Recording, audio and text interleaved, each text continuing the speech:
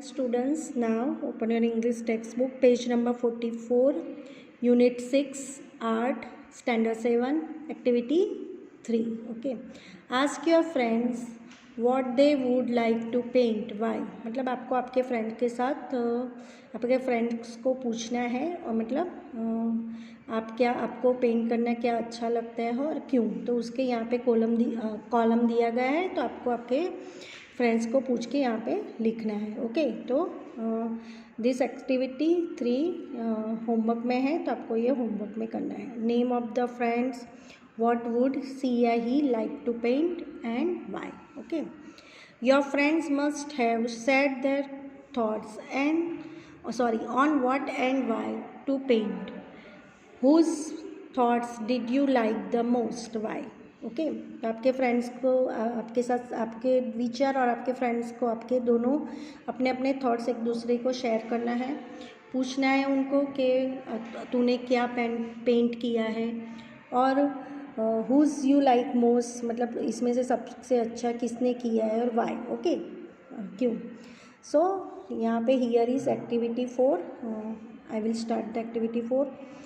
As you observe in activity 1 and 2, painters use different colors and they have different styles of painting. Okay.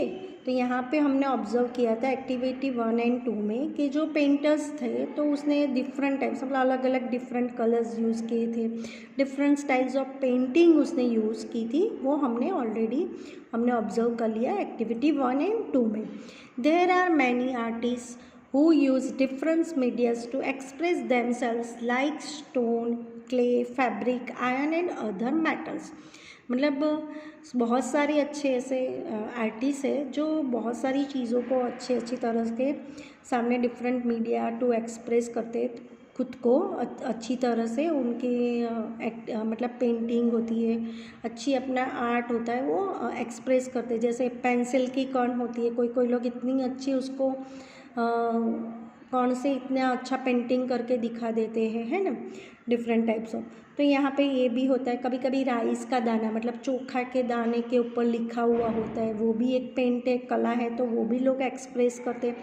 मतलब सब अपनी अपनी तरफ से स्टोन, क्ले, फैब्रिक, मिट्टी से भी बहुत सारी चीज़ें बना के वो लोग एक्सप्रेस करते हैं. आयरन के यूज़ करते हैं ना. तो ये सारा यूज़ करते हैं, अपने आर्टिस्ट दिखाते हैं. Okay. Andy Goldsworthy in a unique artist who use mix media, मतलब वो क्या यूज़ करता है मिक्स में. वो उसका आर्टिस्ट एक अलग से ही है उनका, जिसका नाम है एंडी गोल्ड्सवर्थी. वो एक ब्रिटिशर है ना. तो वो अपनी कला कुछ ऐसे ही दिखाते हैं, डिफरेंट टाइप्स ऑफ वो अपनी आर्टिस्ट दिखाते हैं. He is a British sculptor, मतलब स्कल्पटर है वो, ब्रिटिश का है. British sculptor, photographers and environmentalist producing site specific sculpture and land art situated in natural and urban settings. Okay. तो वो अपनी आर्टिस्ट जो एक एनवायरमेंटलिस्ट, मतलब एनवायरमेंटलिस्ट के ऊपर जो पर्यावरण होते हैं ना, उसके ऊपर ही वो अपनी फ़ोटोग्राफी करते हैं और वहाँ पे ही वो अपनी अलग अलग अर्बन का मीनिंग होता है बिलोंगिंग टू अ सिटी और टाउन, मतलब वो सिटी और टाउन को बिलोंग करके ही वो बनाता है. बुल्डर्स का मतलब है लार्ज रॉक्स, है ना. तो यहाँ पे जो चीज़ें बनाता है वो आउटसाइड ही बनाता है, जैसे कोई मिट्टी में होता है, सैंड पे होता है, और अलग अलग तरीके से वो बनाता है. He lives and works in Scotland, वो कहाँ पे रहता है, और स्कॉटलैंड में, और वो काम भी वहाँ पे करता है. And he produce artwork using natural materials such as flowers, moss, ice, leaves, twigs, pebbles, boulders, snow, thorns, bark, grass and pine cones. बराबर. तो यहाँ पे बाग का मतलब होता है स्किन ऑफ ट्री के जो स्किन होती है. बोल्डर्स का मतलब होता है लार्ज रॉक्स, मतलब बड़े पत्थर. फिर लीव्स, वो सारी चीज़ों का, वो स्नो का, थॉर्न्स का, सबका यूज़ कर करके अच्छे से वो बनाते हैं पेबल्स। यहाँ पे देखो पिक्चर्स में दिखाया गया है। तो उसको आउटसाइड मतलब एनवायरनमेंट, पर्यावरण के ऊपर, जैसे ये सैंड में बनाया गया है तो उसको यूज़ करके वो बनाता तो है, फिर उसका पिक्चर्स लेता है, फ़ोटो लेता है, फिर उसको जैसे ऐसे ही छोड़ देता है, जैसे उसका जो भी हो वो एनवायरनमेंट के ऊपर ही छोड़ देता है। उसको ऐसा लगता नहीं कि ये चला जाएगा, उसके ऊपर मिट्टी चली जाएगी, उसको ऐसा कुछ भी होता नहीं, बस बनाता है और छोड़ देता है।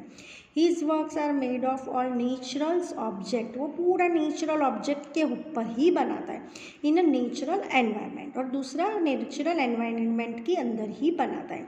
Much of his works are made outside and mean to temporary, वो बनाता है सारी चीज़ें टेम्पररी बनाता है और आउटसाइड ही बनाता है। मोस्ट ऑफ ज़्यादा से ज़्यादा वर्क वही करता है, जैसे आउटसाइड यहाँ पे बना है, बाहर ही बना देता है, और ऐसा उसको जैसे टेम्पररी बनाता है, बस खाली उसका वो पिक खींच के ले लेता है अपने पास रखने के लिए। Okay, he photographs the art work and then allows it to remain in the natural environment and decay at its own rate, मतलब वो अपनी तरह के नेचुरली बनाता है, उसका फोटोग्राफ्स ले लेता है, उसकी याद रहने के लिए, एक रिमेंस मतलब रिमेन मतलब याद रखने के लिए कि मैंने क्या क्या चीज़ें बनाई, किसी को दिखाने के लिए, एक जैसे आर्ट वर्क है वो बना के उसका फोटोग्राफ्स ले लेता है। Okay, Goldsworthy says he works with nature as a whole and doesn't use man-made tools produce his sculptures and installation, मतलब वो जो मैन मेड चीज़ों का यूज़ नहीं करता है, वो सारी चीज़ें नेचुरली, जैसा पेबल्स होता है वो सब नेचुरली वस्तु का यूज़ करके उसको बनाता है, उसको वही चीज़ों से वो डजंट यूज़ मैन मेड, मतलब मैन मेड की कोई यूज़ करता ही नहीं है, वो जो भी करता है वो अपने एनवायरनमेंट और नेचुरली ऊपर ही वर्क करता है। Okay students, do you know who is an environmentalist? Why do you think an artist like Andy is called an environmentalist? तो ये हम आंसर्स हैं, मैं I will send the photographs for these answers. Now activity 4 is finished. Tomorrow I will explain the activity 5. Thank you students.